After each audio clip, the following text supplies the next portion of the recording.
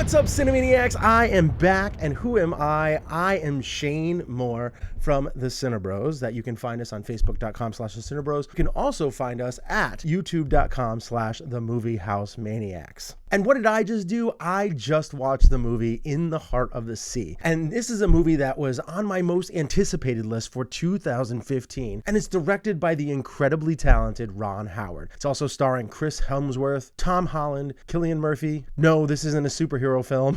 It also has Brendan Gleeson, who plays Thomas Nickerson, and Ben Whishaw. I am particularly mentioning Gleeson and Whishaw because Gleeson is Tom Holland's character as an old man. Does that make sense? But he is telling the story to Wishaw's character, who is Herman Melville, the man who wrote the classic book Moby Dick. I really enjoyed the back and forth that these two characters had, mainly because I thought Gleeson did a phenomenal job getting me to believe how hard it was to tell his story. Now, one of the things that we'll call this guy Old Man Thomas said to Melville right out the gate, "I think you're going to be a little disappointed with this story." Now, he likely said that for some other disturbing things that happened, which you will see if you go see this movie. Obviously, I saw the movie. It was on my most anticipated list, so I had some extremely high hopes for this. But the movie did fall a bit flat. I really enjoyed watching the crew work on the ship, sailing, whaling. Well, the CineBros do not endorse whaling, but it was a different time back then, and it was kind of interesting to see. I mean, the whaling was a little disturbing to watch, but it's fascinating to see how they actually tried to kill these whales.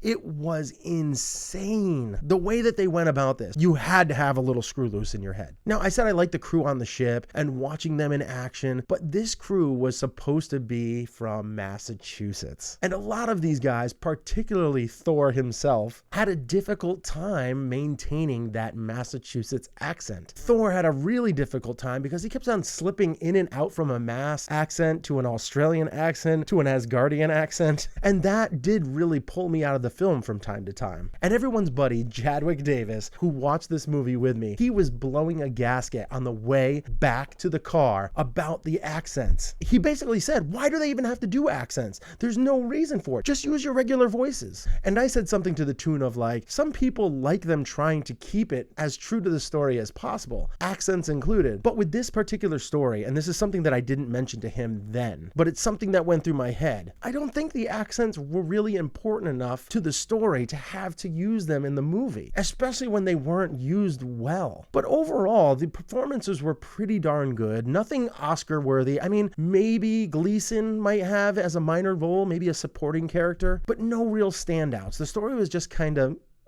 They definitely could have chopped about 10 to 15 minutes off of this movie, told the same exact story, and just had it flow much better, a lot quicker. And the love story between Chris Hemsworth's character and his wife, they just didn't do a good job of getting you to feel for them enough. And they didn't do a great job about getting you to care about the other crew members on the ship. So when some of them die, you don't really have those moments that punch you in the feels. They don't get you. There were a moment or two here and there that really kind of was like, whoa! You could see it coming from a mile away, but it still really kind of made me jump in the theater. But I feel like this movie could have squeezed some tears out of you if it told it right. So that's why I'm going to give In the Heart of the Sea a 6 out of 10. The movie dragged on in parts, so if you get sleepy in theaters or in dark rooms or are prone to falling asleep in movies, do not go see this unless you need a nap. If you are fascinated by this era or the book of Moby Dick or the story that actually helped the book get made, yeah, go check it out. This movie is not a total waste of your time, but I do feel with a lack of developing characters and not getting punched in the feels as much as you should have, it leaves the movie a little forgettable. It feels like one of those movies that your English teacher in high school is going to make you watch when they need some time to, grade papers or catch up on work. That's what this movie kind of feels like.